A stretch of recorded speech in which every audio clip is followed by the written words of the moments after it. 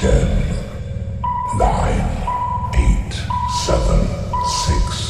3, 2, 1, 0.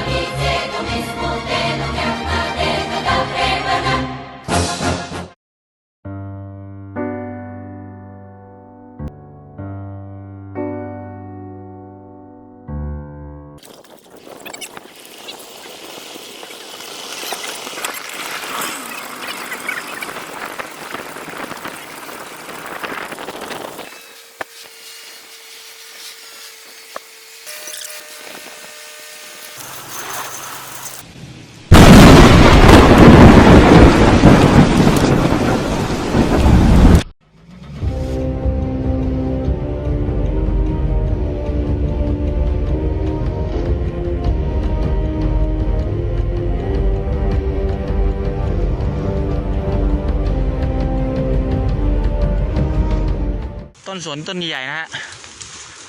ดูครับดูครับความเสียหายที่เกิดนะฮะไม่ให้ไฟมันลุกลามเป็นวงกว้างมากขึ้นก็สามารถควบคุมเอาไว้ได้แล้วนะครับให้อยู่ในวงจำกัดมีเจ้าหน้าที่ให้ข้อมูลนะครับบอกว่าเหตุการณ์แบบนี้ไม่เคยเกิดขึ้นมาก่อนในรอบ 20 ปีโดยพายุทอร์นาโดได้เคลื่อนตัวอย่างรวดเร็วพัดเศษซากวัสดุปลิวว่อนไปทั่วท้องฟ้ากระจกหน้าต่างแตกราวกับฉากในหนังเลยล่ะค่ะพายุทอร์นาโดลูกนี้ก่อตัวขึ้นเงียบๆดูเหมือนว่าไม่มีอะไรรุนแรงจู่ๆมันได้เพิ่มกำลังขึ้นอย่างฉับพลันพัดหลังคาปลิวว่อน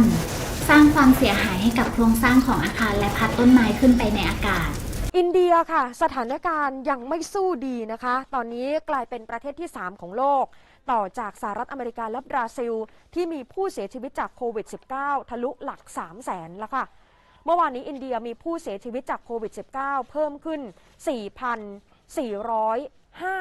4,454 คนทำให้ยอดผู้เสียชีวิตรวมเพิ่มขึ้น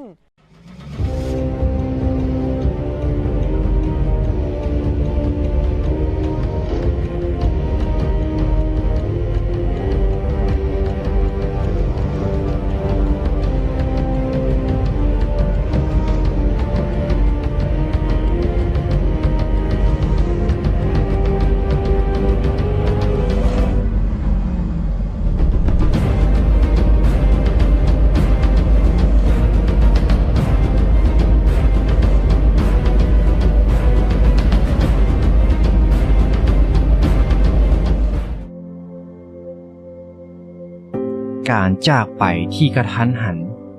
ของไผบางคน